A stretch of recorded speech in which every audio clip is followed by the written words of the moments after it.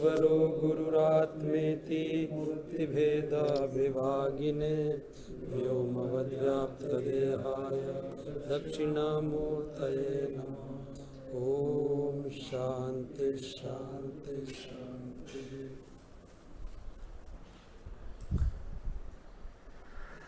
विचार चल रहा था ऐत्तिरीय आरण्य के दूसरे आरण्य की ऐत्तिरीय उपनिषद का।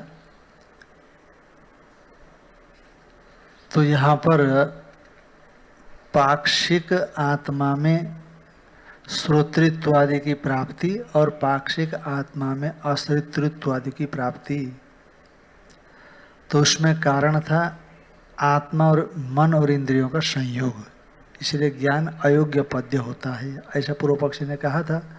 सिद्धांत ने कहा कि पाक्षिक तो संभव नहीं है, क्योंकि नित्य ही श्रोतृत्व है, नित्य ही अश्रोतृत्व है।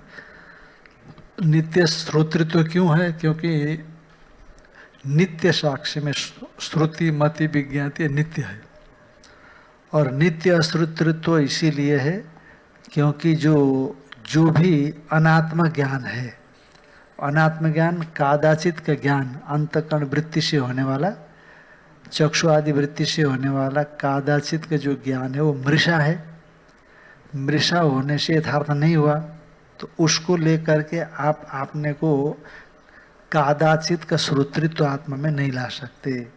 और दूसरी बात है, आत्मा की दृष्टि से वो मिथ्या है, आत्मा की दृष्टि से उसका सत्व नहीं है। जैसे रज्जु की दृष्टि में सर्प का सत्व नहीं है, तो इसीलिए भी आत्मा में जब ये कादाचित का ज्ञान का अभाव है, तो तन निमित्तक होने वाला जो कादाचित श्रोतृत्व नहीं रहा, तो आत्मा अश्रुता ही रह गया। इसलिए अश्रुता अमता अभिज्ञाता ऐसा उसके विषय में कहा गया है। तो ये बातें यहाँ पर बताई गई थी।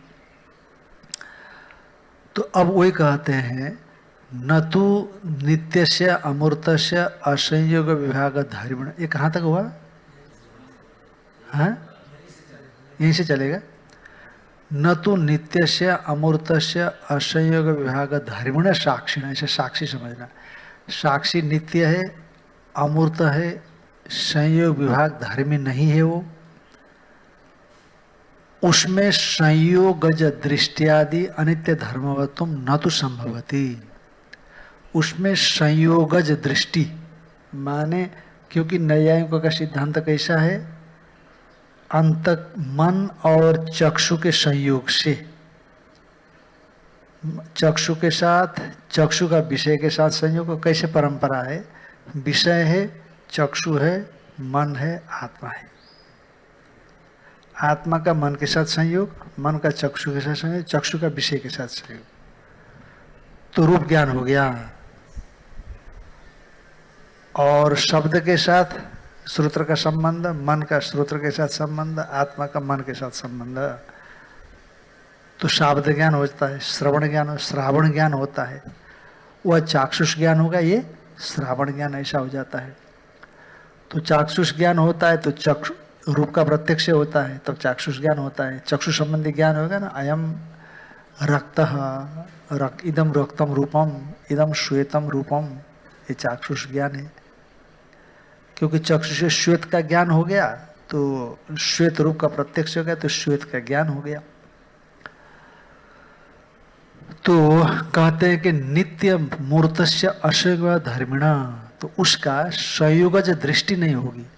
आत्मा अमूर्त है और मन मूर्त है, इंद्रियां मूर्त है, तो उनका पास में संयोग नहीं होगा। संयोग नहीं हो तो संयोग निमित्त दृष्टि कैसे उत्पन्न होगी? इसलिए संयोगज दृष्टि आदि अनित्य धर्मवत्व, संयोगज दृष्टि आदि अनित्य धर्मवत्ता नित्य साक्षी में नहीं हो सकता, क्योंकि वो निरवय है, तो उसमें उसके साथ संबंध नहीं बन सकता। वो कल्पित है, ये नित्य है।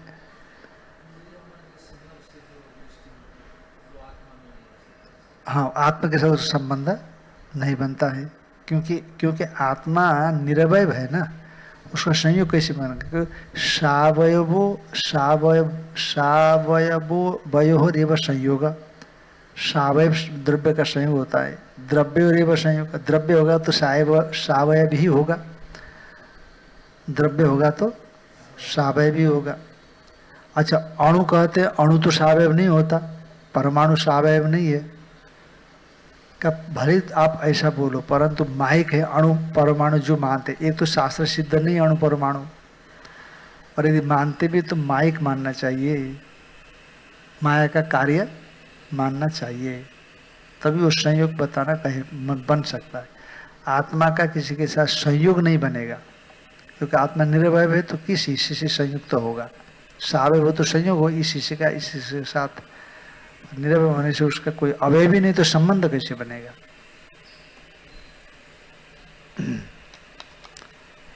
तथा च श्रुति, श्रुति ने क्या कहा, नहीं द्रष्टो दृष्टि विपरिलोपो विद्यते। यदि अनित्य धर्मवत्ता मान लेंगे तो दृष्टि का विलोप मानना पड़ेगा। जब संयोग होगा तो दृष्टि होगी, संयोग टूटेगा तो दृष्टि टूटेगी, है कि नहीं। पर यहाँ तो दृष्टि के विषय में क्या कहा, नहीं द्रष्टुर दृष्टिर विपरिलोपो विद्यते। दृष्टा की दृष्टि का कभी विनाश नहीं होता, तो नित्य दृष्टि है।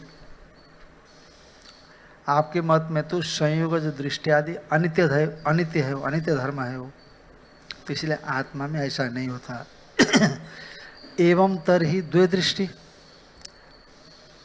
पूर्व पक्षी पूछ रहा है कि हमारा तो जोड़ नहीं लगा, तो आप ही बताओ क्या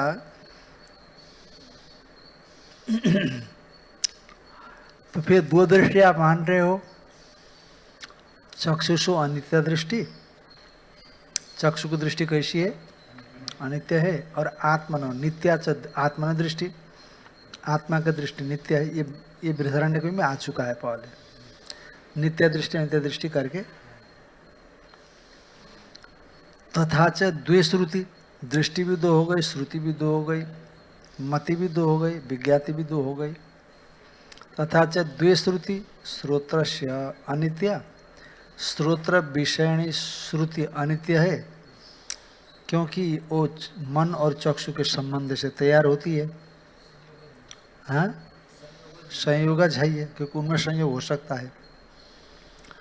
और तथा द्वे श्रुति श्रोत्रस्य अनित्य, नित्य आत्मस्वरूपस्य, साक्षी रूप से दृष्टि श्रुति नित्य है। तथा द्वेमति विज्ञाति, द्वेमति विज्ञाति, दो मति है, विज्ञाति है, बाह्य बाह्य है। एक तो आंतर विज्ञान है सुख दुखादि, एक बाह्य विज्ञान है घटपट आदि। एवं हेव तथा च इयं श्रुति उपपन्ना भवति। हाँ, ऐसा ही है, तभी एवं हेव, हाँ हाँ ये ऐसा ही है।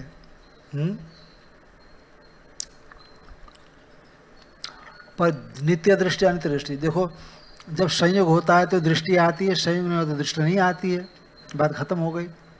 तो दो दो दृष्टि मानना, एक दृष्टि मानने से काम चल जाएगा। जब आत्मा में दृष्टि उत्पन्न होगी, आत्मा मन संयोग से घट दृष्टि उत्पन्न हो गई तो घट के ज्ञान हो गया, पट दृष्टि उत्पन्न हो गई तो पट के ज्ञान हो गया। और जब आत्मा मन संयोग नहीं रहेगा तो दृष्टि नहीं रहेगी, तो जरूरत क्या है।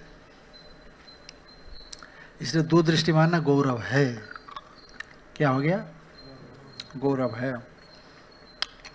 का दो दृष्टि का श्रुति कथन करती है ना, नहीं दृष्टिर दृष्टा, दृष्टि के दृष्टा को मत देखो। तो दृष्टि माने अनित्य दृष्टि, उसका दृष्टा माने नित्य दृष्टि, उसको मत देखो। तो स्वयं दो दृष्टि श्रुति कह रही है कि नहीं। तो इसलिए श्रुति प्रामाण्य होने से दो दृष्टि भरे ही गौरव लगे, परंतु फिर भी मानना चाहिए। एक दृष्टि से काम चलता है तो दो दृष्टि नहीं मानना चाहिए ना। जैसे व्याकरण में क्या बोलते हैं, अर्धमात्रा लाघवेन पुत्रोत्सव मन्यन्ते वैयाकरणा। हाँ, ये पढ़ाते हैं ना कि नहीं पढ़ाया, सुना कि नहीं सुना है क्या। अर्धमात्रा लाघवेन पुत्रोत्सव मन्यन्ते वैयाकरण, इतना खुश हो जाते हैं कि मानो बेटा पैदा हो गया आधा मात्रा कम हो जाने से। तो व्याकरण ऐसा कहते हैं।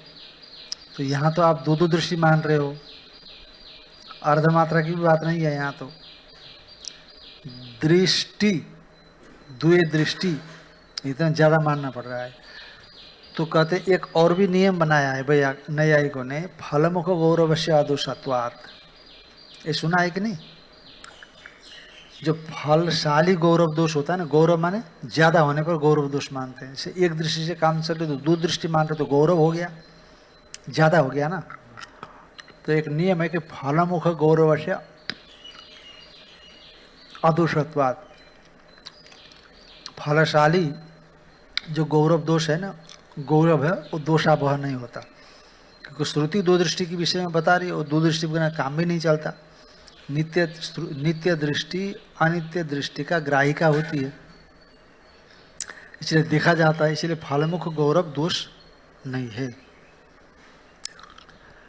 हाँ, फलमुख गौरव से प्रामाणिकत्व आता, ऐसे बोलते प्रामाणिक, फलमुख गौरव से प्रामाणिक। फलमुख जो गौरव है वो सही है, क्योंकि प्रामाणिक होने से, श्रुति प्रामाणिक से बोधित होने से। एवं हेव तथा चेम श्रुति उपपन्ना भवती, दृष्टिर दृष्टा श्रुति श्रोता इत्यादि। वो दृष्टि का दृष्टा है, श्रुति का श्रोता है। लोके भी प्रसिद्धम, ये लोक में भी ऐसा देखा गया है। क्या देखा गया है?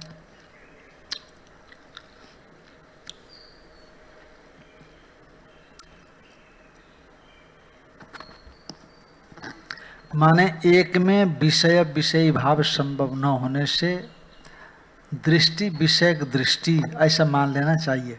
जो अनित्य दृष्टि है उसको नित्य दृष्टि विषय करती है, ऐसा मान लेना चाहिए। इसलिए श्रुति भी उत्पन्न हो सकती है। क्या देखो,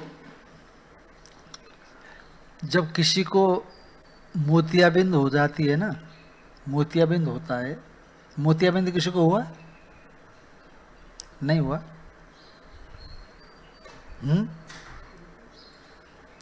वेदांति जी को हुआ? नहीं हुआ।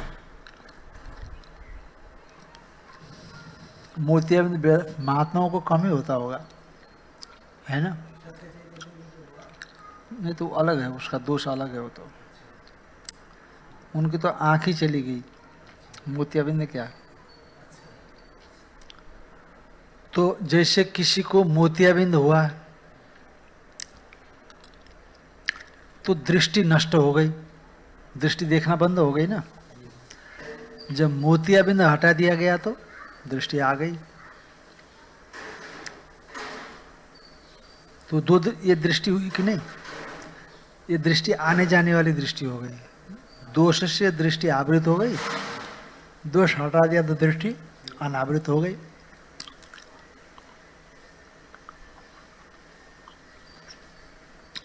इसलिए उत्पन्न और विनाशालिनी होने से वो दृष्टि अनित्य हो गई। और इसको एक दृष्टि जान रही है, जाने वालों को मतलब तिरोहित हुई दृष्टि को भी एक दृष्टि जान रही है, और फिर आई हुई दृष्टि को भी एक दृष्टि जान रही है। वो दृष्टि क्या हो गई? नित्य हो गई। जब वो अनित्य दृष्टि गायब हो गई तब भी नित्य दृष्टि ने उस गायब को देखा, उसका अभाव को देखा। जब तिमिर दोष हटा दिया गया वो दृष्टि फिर आ गई, तो वो जो नित्य दृष्टि उसने उसको आते हुए भी देखा। ध्यान में आएगी ना? तो इसलिए दो दृष्टि अवश्य मानना चाहिए। इसलिए तो जो आने और जाने वाली दृष्टि, ये दोनों दृष्टि का साक्षीभूत जो द्वितीय दृष्टि, उसको मान लेना चाहिए।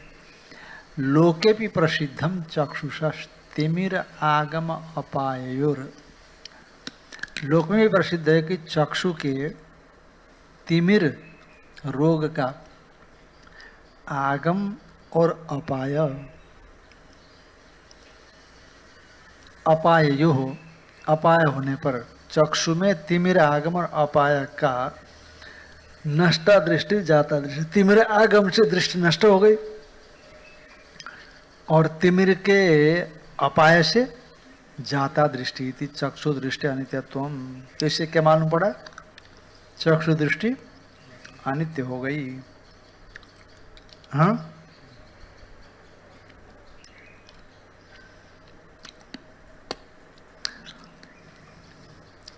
ये आगमयो हो, ये सप्तमी का 2 वचन मानना। लोक में भी प्रसिद्ध है कि चक्षु के तिमिर रोग का आगम होने पर, अपाय होने पर, आगम होने पर नष्टा दृष्टि ऐसा कहा जाता है, और चक्षु के तिमिर रोग का अपाय होने पर जाता दृष्टि, क्योंकि रोग हट गया तो दृष्टि आ गई। इति चक्षु दृष्टि अनित्यत्वम तथा च श्रुतिमत्यादि नाम अनित्यत्वम, ऐसा पूर्व ले आना। अनित्यत्वम के बाद पूर्ण विराम हो तो उसको हटा दो। तथा च श्रुतिमत्यादि नाम, ठीक ना, यहाँ पर अर्ध विराम हो तो ठीक है।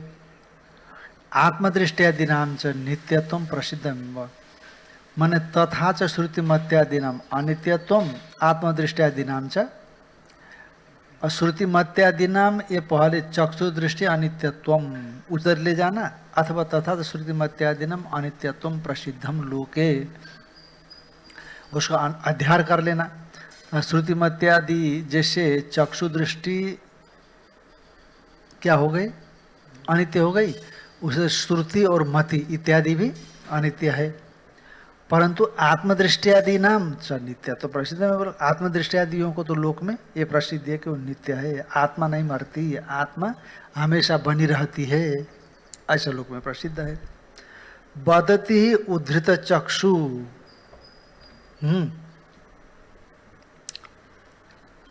देखो कि नित्य दृष्टि कैसे हो सकती है, अनित्य दृष्टि केवल है। कहा जब स्वप्न में कभी इसकी चक्षु रही है, आंख ठीक थी, परंतु समय आने पर आंख खराब हो गई, इसकी देखना बंद हो गया,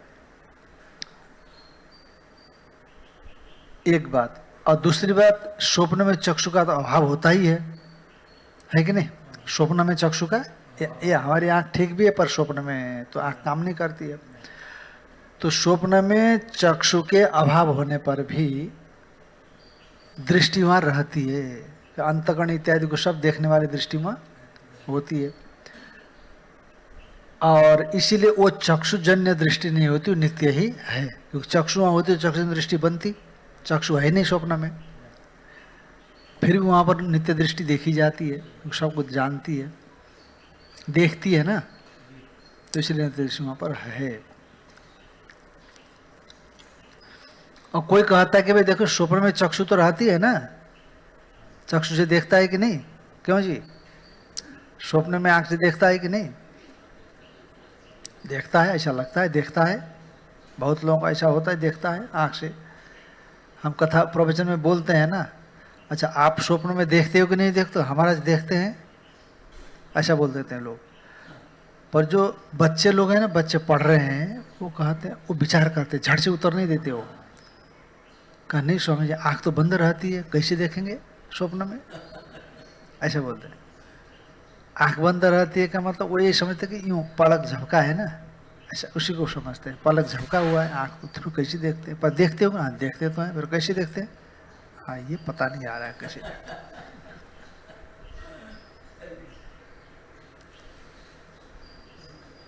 है ना, देखते तो हैं परंतु कैसे देखते हैं समझ में नहीं आ रहा है। पर इन आंखों से तो नहीं देखते क्योंकि आंख बंद है। अच्छा, ये आंख बंद होने को ही आंख का न देखना मानते हो, पर उन्होंने कहा कि किसी किसी की आंख तो खुली रहती है, वो देखता है कि नहीं देखता है स्वप्न में, किसी किसी आंख खुली रहती है सोते समय, कहाँ आंख खुली, पर जब पुतली तो नहीं झपकती, पलकें नहीं झपकती, पुतली तो हिलती नहीं है, तो उसको भी देखना तो नहीं चाहिए, वो दिमाग लगाते हैं वो। और जब थोड़ा उम्र दराज होते हैं ना, झट से बोल देते हैं, ये आँख से ही देखते हैं, वो लोग बोलते हैं ये आँखों से ही देखते हैं, झट से बोल देते हैं।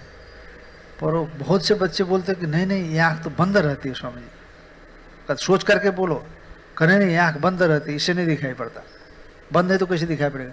पर ये नहीं समझते हैं कि चक्षु की वृत्ति मन में जाकर के लीन हो गई है, ये गहराई में नहीं समझते। तो अब मान लो कि स्वप्न में तो कोई कहता है कि चक्षु उपरमित नहीं हुई है, चक्षु है। तो उनके विषय में कहते हैं कि देखो, वदति ही उद्धृत चक्षु स्वप्ने अद्यमया भ्राता दृष्ट इति।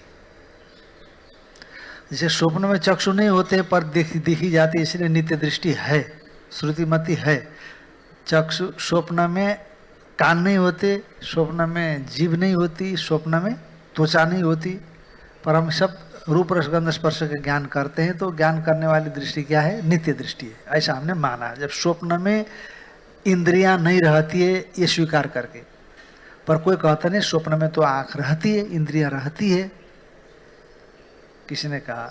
तब उसके लिए उत्तर देते हैं कि जिसकी पहले से आंख थी पर फूट गई,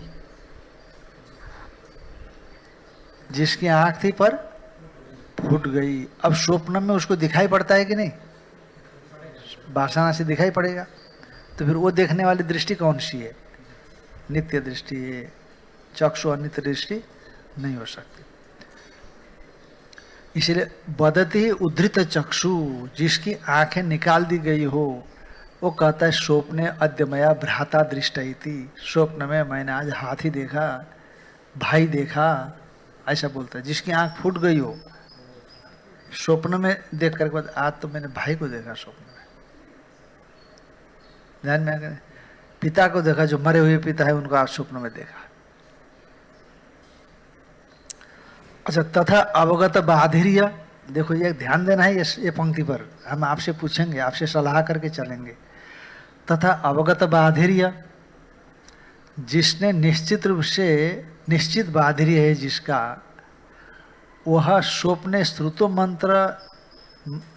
मंत्रो अद्य इत्यादि, जिसका निश्चित बाधिर्य है, जो निश्चित रूप से बह रहा है, वो कहता है कि स्वप्न में मैंने आज मंत्र को सुना।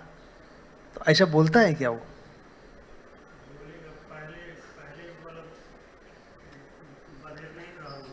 नहीं तो अवगत, जैसे उद्धृत चक्षु कह दिया, इससे मालूम पड़ा कि पहले इसकी चक्षु थी, अब निकाली गई। पर अब अवगत बाधिर्य ऐसा कह रहे हैं।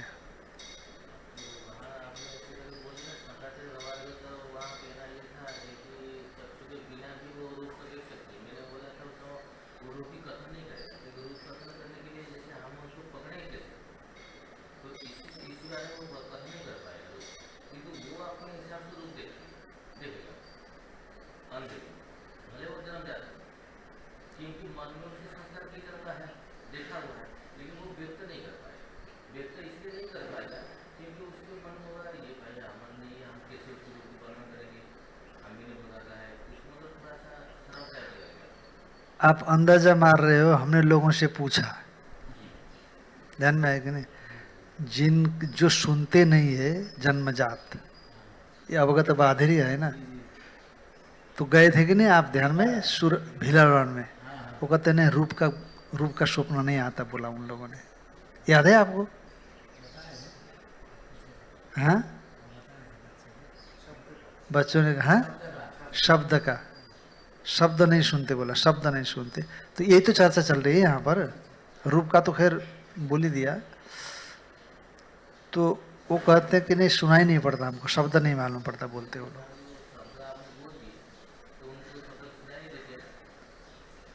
नहीं सुनाई पड़ता, नहीं तो वो जो आप ये लिप हिलाते हैं ना, ये जो लिप हिलाते हैं उससे अंदाजा लगाते हैं। वो जो आप लिख करके देते हैं, तो वो जो लिख करके दे, पढ़ तो सकते हैं ना वो, जैसे कि झपकना, झपकना, ये लिख करके दिए, आंख तो है उनकी, और उसको यूं कर दिए, ये झपकना है, तो यूं करेंगे तो आप तो झपकना है ये समझ जाएंगे वो। पर शब्द से जो आप समझ रहे हो झपकना, ये वो नहीं जानते। ये भेद समझ रहे हैं ना? जैसे आपने झपकना लिख दिया तो पढ़ेंगे वो लोग,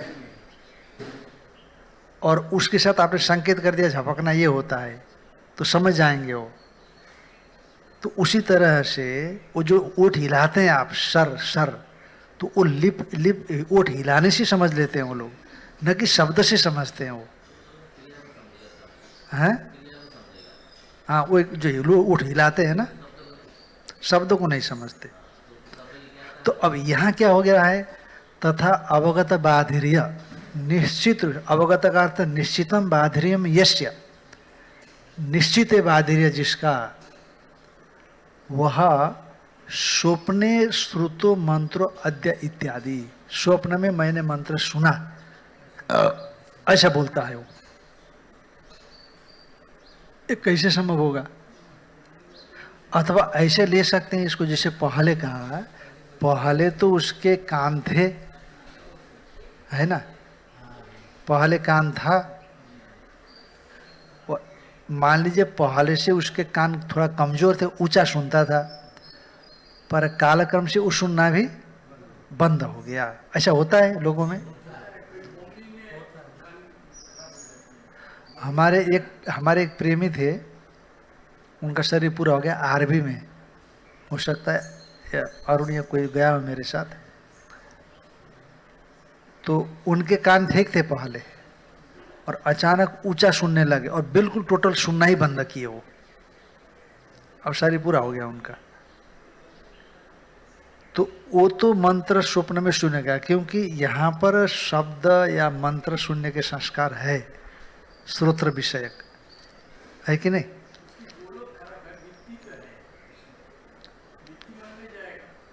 हाँ, पर जिसने कभी भी शब्द सुना ही नहीं इस जन्म में, तो शब्द क्या है ऐसा उसको बोध नहीं होता। तो इसलिए शब्द का श्रवण स्वप्न में नहीं होना चाहिए उसको, है ना।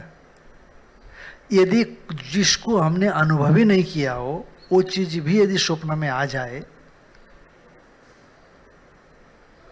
तो फिर छठा विषय भी आ जाना चाहिए। छठा विषय भी, 5 विषय होते हैं, छठा विषय आना चाहिए, पर ऐसा नहीं आता। हाँ, जब न होने पर भी आता है।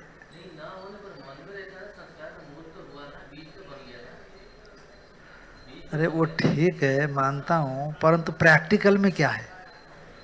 जो जन्म से बहरा है वो कहता है मेरे को शब्द नहीं सुनाई पड़ता। यदि आप ये जन्म से बहरा को लेंगे और जो उसका अनुभव है, दोनों विरोध हो गया कि नहीं?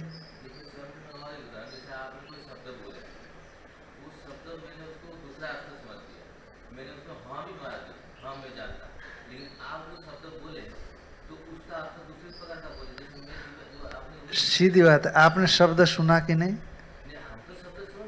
नहीं, वो तो सुनता ही नहीं ना शब्द। तो क्रिया से फिर मंत्र मैंने सुना ऐसे कैसे बोलेगा? अरे भाई, क्रिया अलग है, शब्द अलग है ना। क्रिया अलग चीज होती है, शब्द तो ध्वन्यात्मक होता है।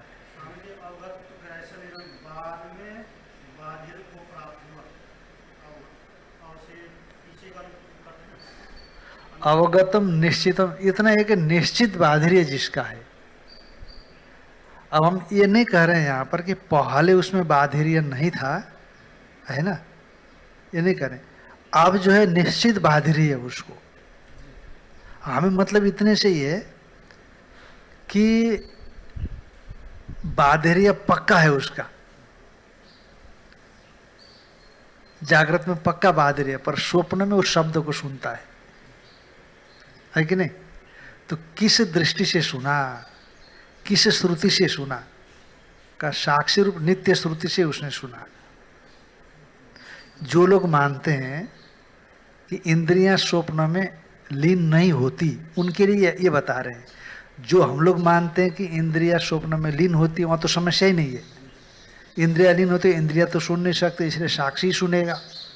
पर जो लोग मानते हैं कि इंद्रियां लीन नहीं होती, उनकी दृष्टि से कहा जा रहा है कि जिसका निश्चित बाधिर्य है ना, पक्का बाधिर्य, पर स्वप्न में उसको शब्द सुन रहा है।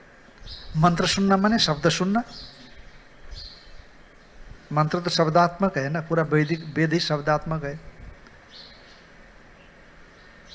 तो इसका मतलब है कि उसने शब्द को सुना है।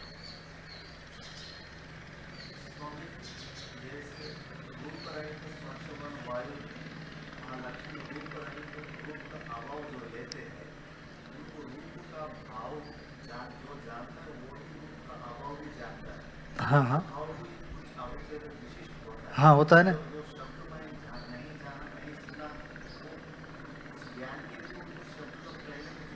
होना चाहिए। जैसे हम रूप को पृथ्वी इत्यादि में देखते हैं ना, तभी हम रूप रहित स्पर्शवान वायु ऐसा कहते हैं। कहीं रूप जो प्रतियोगी उसको हम जानते हैं, प्रतियोगी को हम जानते हैं, अभाव के प्रतियोगी रूप को हम जानते हैं किसी न किसी में जा कर के, तब वहाँ पर तो जो अभाव का प्रतियोगी रूप है वायु में नहीं है, ऐसा हम मानते हैं। तो उसी तरह से शब्द नहीं सुनाई पड़ता, मैंने शब्द कहने के लिए सुनाई पड़ा है, यहाँ नहीं सुनाई पड़ता, ऐसा हो सकता है। तो इसलिए यहाँ पर भी यही मानना चाहिए, जैसे उद्धृत चक्षु है ना, पहले था अब चक्षु निकाल दी गई, निकल गई, उसी तरह से पहले सुनता था और अब उसका बाधिय पक्का हो गया। जैसे उद्धृत चक्षु, पक्का चक्षु निकल गई है, अब चक्षु वहाँ है ही नहीं, पर फिर भी वहाँ पर रूप देखता है, से निश्चित हो गया बाधिय, है ना। अच्छा, ये जैसे अवगत इसीलिए दिया है यहाँ पर, निश्चित बाधिय इसीलिए दिया क्योंकि थोड़ा बहुत न रह जाए, इसलिए का निश्चित बाधिय माने थोड़ा बहुत थोड़ा ही बाधिय, पक्का बाधिय, निश्चित बाधिय नहीं है। तो फिर वो कान से ही सुनेगा ऐसी शंका कोई कर सकता है, इसलिए कहना पक्का बाधिय है उसमें। पहले था बहरा नहीं था, अब निश्चित बहरा हो गया, तो वो भी वहाँ शब्द को सुन रहा है, जबकि वहाँ पर श्रोत्र नहीं है। तो इसका किससे सुना, कहते साक्षी से ही सुना। तो वो नित्य दृष्टि, नित्य श्रुति, नित्य मनती मानना चाहिए।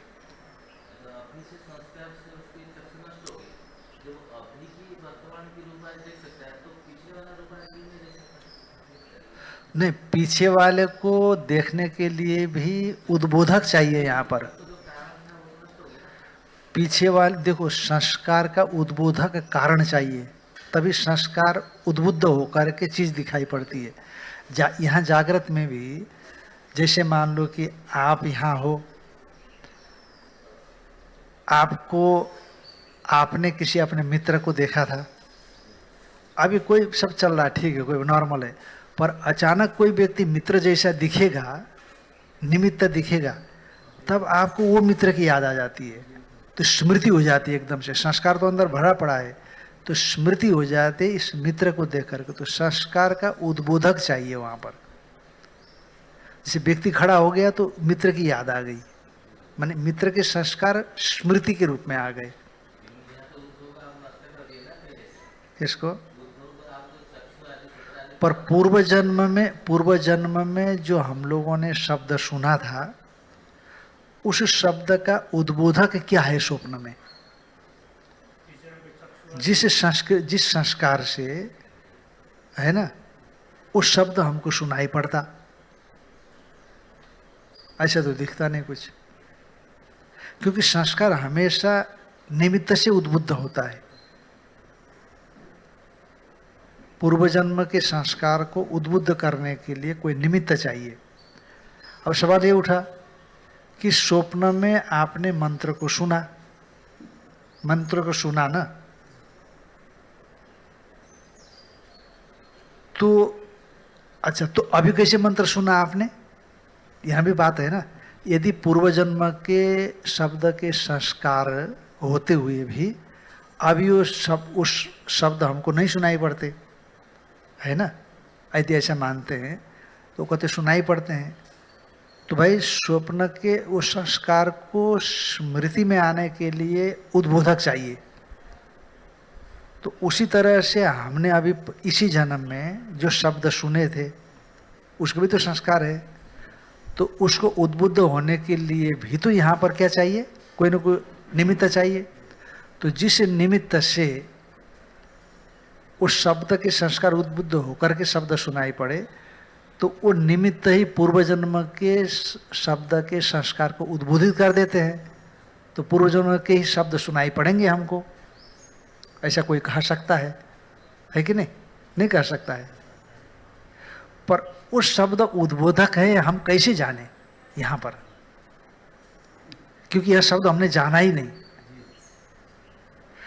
ये सामने वाला आया हुआ व्यक्ति मेरे मित्र का जैसा है, ये जब हम जानते हैं, है कि नहीं, तभी ये उद्बोधक होता है हमारे मित्र के संस्कारों को, तब मित्र की स्मृति आती है। पर हमने तो इस जन्म में शब्द को जाना ही नहीं है, तो पूर्व जन्म के जो शब्द के संस्कार से शब्द की स्मृति जो स्वप्न में होना है वो कैसे होगी, ध्यान में है कि नहीं। इसीलिए उस संस्कार के उद्बोधन के लिए शब्द को हमको जानना पड़ेगा यहां। अब यह एक मान लो कभी सुना ही नहीं शब्द, तो तद विषय संस्कार के उद्बोधन कैसे होगा, क्योंकि निश्चित है कि शब्द के संस्कार के उद्बुद्ध होने के लिए शब्द ही निमित्त पड़ेगा। जैसे व्यक्ति के संस्कार उद्बुद्ध होने के लिए सामने व्यक्ति निमित्त पड़ा ना, और जैसे मान लो कोई व्यक्ति सामने है तो हमको रस मीठे के संस्कार उद्बुद्ध नहीं होते। मीठे के संस्कार है ना आपके अंदर, मीठा के संस्कार है, खट्टे के संस्कार है। तो कोई व्यक्ति सामने दिखेगा तो खट्टे के संस्कार उद्बुद्ध होकर के खट्टे की स्मृति नहीं होती, क्या होती है, व्यक्ति से व्यक्ति की संस्कार से व्यक्ति की स्मृति होती है ना। ऐसे भोजन करने आप लोग बैठे हैं और बिल्कुल सुंदर चटनी आ गई, चटनी आ गई, और चटनी आते ही आपको खट्टे की स्मृति हो जाती है, ध्यान में है ना। पर जब चटनी खाने बैठे तो खट्टा डालना ही भूल गया था, शावर में खट्टा ही नहीं पड़ा, ऐसा होता है कि नहीं। पर देखो वो अच्छा चटनी देख करके आपको खट्टे की स्मृति तो हुई, पर वहां खट्टा पड़ा नहीं था। पर चूंकि हमेशा हमेशा चटनी में खट्टा पड़ता ही है, इसीलिए उस उद्बोधक ने आपकी स्मृति को उद्बुद्ध कर दिया, तो खट्टे की स्मृति हो गई, मीठे की स्मृति हो गई, ठीक ना। उसी तरह से हमारे शब्द के संस्कारों को उद्बुद्ध होने के लिए शब्द चाहिए ना, पर शब्द यहाँ सुना ही नहीं उसने, तो वो जो पूर्व जन्म के संस्कार है शब्द के उद्बुद्ध कैसे होंगे, होंगे नहीं तो स्मृति कैसे होगी। मेरी युक्ति समझ में आ रहा है ना कि नहीं समझ में आ रहा है। हाँ, इसीलिए ऐसा नहीं कि पूर्व जन्म की स्मृति नहीं आती है, इसीलिए दृष्टम च अदृष्टम च ऐसा कहा। पूर्व इस जन्म में देखा हुआ भी स्मरण में आता है, इस जन्म में न देखा हुआ भी स्मरण में आता है, पर पूर्व जन्म में देखा हुआ होना चाहिए। पर वो पूर्व जन्म में जो देखा हुआ है उसकी स्मृति यहाँ हो रही है, तो शब्द की क्यों नहीं होगी। बंदे बहरे को कहा पूर्व जन्म में जिसको हमने देखा है वैसा यहाँ भी देख रहे हैं हम, क्योंकि आँख है ना हमारी, तो इसलिए वो देखने की वजह से वो संस्कार की स्मृति हो सकती है। पर यहाँ तो हमने सुना ही नहीं शब्द, तो शब्द की स्मृति कैसे होगी स्वप्न में, समझ में आया ना। इसीलिए शब्द संबंधी संस्कार की उद्बुद्ध होने के लिए यहाँ शब्द सुनना पड़ेगा हमको। जो जन्मांध क्या नाम जन्म से बह रहा है, उसने शब्द ही नहीं सुना, तो तद विषय संस्कार की स्मृति नहीं होगी, उद्बुद्ध नहीं होगा, तो शब्द इसीलिए उसको स्वप्न में नहीं आएगा। उसी तरह से चक्षु के विषय में लगाइए आप, जिसको रूप देखा ही नहीं यहाँ पर, तो वो पहले जन्म के देखे हुए रूप की स्मृति नहीं हो सकती, संस्कार उद्बुद्ध नहीं होगा। इसलिए जब तक उद्बोधक सामने नहीं होता तब तक हमारे संस्कार उद्बुद्ध नहीं होते, तो संस्कार उद्बुद्ध हुए बिना स्मृति नहीं होती। और यहाँ उसने शब्द सुना ही नहीं, तो शब्द के संस्कार उद्बुद्ध नहीं होंगे, तो स्वप्न में शब्द के संस्कार से जन्य शब्द की स्मृति नहीं होती, ऐसा समझना होगा। तो तब इसीलिए वो अनुभूति जो उन लोगों की है कि हमको शब्द नहीं सुनाई पड़ता। यदि किसी को सुनाई पड़ता है तो कुछ सुनता है वो, उसमें भी बहुत कैटेगरी है ना। हम तो अंध और बधिर विद्यालय में जाते हैं तो बहुत जोर से आवाज लगाते हैं, सुनते हैं लोग, वो मशीन लगाते हैं, किसी में मशीन का वो स्तर होता है, किसी में तेज आवाज देना पड़ता है तो सुनते हैं, किसी में धीमे थोड़ा कम आवाज देते हैं तो सुनते हैं वो लोग। वो सुनने की क्षमता है, जिसमें वो एकदम ही खत्म है वो मशीन काम नहीं करेगी, ऐसा होता है। यदि चक्षु संयोग जब आत्मनो नित्य दृष्टि, यदि चक्षु संयोग से उत्पन्न होने वाली दृष्टि आत्मा की नित्य दृष्टि है तो तन्ना से, जब चक्षु के नाश हो जाता है तो दृष्टि नश्यत, दृष्टि नष्ट होगी। तथा उद्धृत चक्षु, जो जिसके आंख निकल गई है, स्वप्न नीलिपिदादि न पश्यत, नीलिपिदादि न दिखे, परंतु नहीं दृष्टे द्रष्टो दृष्टे इत्याद्या च श्रुति अनुपन्ना स्यात्, फिर दृष्टा की दृष्टि का कभी लोप नहीं होगा, है ना। ये श्रुति क्या होगी, बाधित हो जाएगी। और तच्चक्षु पुरुषे येन स्वप्ने पश्यति इत्यादि श्रुति, और नित्य दृष्टि के विषय में श्रुति है कि वह चक्षु है, हाँ, येन चक्षुषा पुरुषो स्वप्ने पश्यति, जिस चक्षु से पुरुष स्वप्न में देखता है, तो ये नित्य दृष्टि हो गई। ध्यान में है कि नहीं, पुरुष स्वप्न में जिस दृष्टि से देखता है वो चक्षु है, माने वो हो गई नित्य दृष्टि। चक्षु हो या ना हो, जिस दृष्टि से पुरुष देखता है स्वप्न में, वो उसकी नित्य दृष्टि है। नित्यात्मनो दृष्टिर बाह्या, नित्य आत्मनो दृष्टि, आत्मा की दृष्टि नित्य है। बाह्य अनित्य दृष्टि ग्राहिका, बाह्य जो अनित्य दृष्टि है उसकी ग्राहिका साक्षीभूत नित्य दृष्टि होती है। बाह्य दृष्टिश्च उपजन अपायादि अनित्य धर्मवत्वात्, बाह्य दृष्टि उत्पन्न और नष्ट होने वाली अनित्य धर्म वाली होने से ग्राहिका या आत्मदृष्टि, जो ग्राहिका आत्मदृष्टि है, तद्वत अवभाषत्व, माने ग्राह्यवत अवभाषमानत्व, जैसे ग्राह्य है, ग्राह्य दृष्टि नष्ट हो जाती है तो आत्मदृष्टि भी नष्ट सी मालूम पड़ती है। ग्राह्य दृष्टि जब विद्यमान रहती है तब ग्राहक दृष्टि भी विद्यमान सी रहती है, क्योंकि उसी के तरह ध्यायती व ले लायती व ऐसा मालूम पड़ने लगता है। इसीलिए अनित्यत्वादि भ्रांति निमित्तम, इसीलिए नित्य दृष्टि में भी अनित्यत्वादि दृष्टि से संबंध होने से भ्रांति निमित्तम लोकस्य युक्तम, इसीलिए लोक में उसमें अनित्यत्व की भ्रांति हो जाती है। जैसे यथा भ्रमणादि धर्मवत अलातादि वस्तु विषय दृष्टि अभी भ्रमति इव तद्वत, जैसे भ्रमणादि धर्म वाला अलात वस्तु है ना, भ्रमण करती है ना, तो उस वस्तु को विषय करने वाली हमारी दृष्टि भी भ्रमति व। अच्छा, जैसे एक तेजी से आलात घूम रहा है, आप देख रहे हो तो आपको भी चक्कर आता है कि नहीं आता है, जबकि आपका क्या लेना, उसे आलात घूम रहा है तो आपकी दृष्टि भी घूम रही है, ऐसा लगता है। जैसे आप नदी में जा रहे हैं, नौका में, नौका चल रही है ना, ये पेड़ पौधे थोड़ी चल रहे हैं, पर आपको क्या लगता है, हम चल रहे हैं इसलिए पेड़ पौधे भी चल रहे हैं, ऐसा लगता है। तथा च श्रुति ध्यायती व लीलायती वेद, इसलिए श्रुति ने कहा ध्यान करती है बुद्धि, हम नहीं करते, परंतु ध्यान करता हुआ सा, चेष्टा करता हुआ सा। तस्मात् आत्मदृष्टि नित्यत्वात् न योगोपद्यम अयोगोपद्यम अस्ति, इससे आत्मदृष्टि नित्य होने से न तो उसमें योगोपद्य है, न क्रमशः है, न अयोग्य पद माने नहीं, अयोग्य पद माने क्रमशः, योग्य पद माने एक साथ, ऐसा कुछ भी उसमें नहीं होता। ओम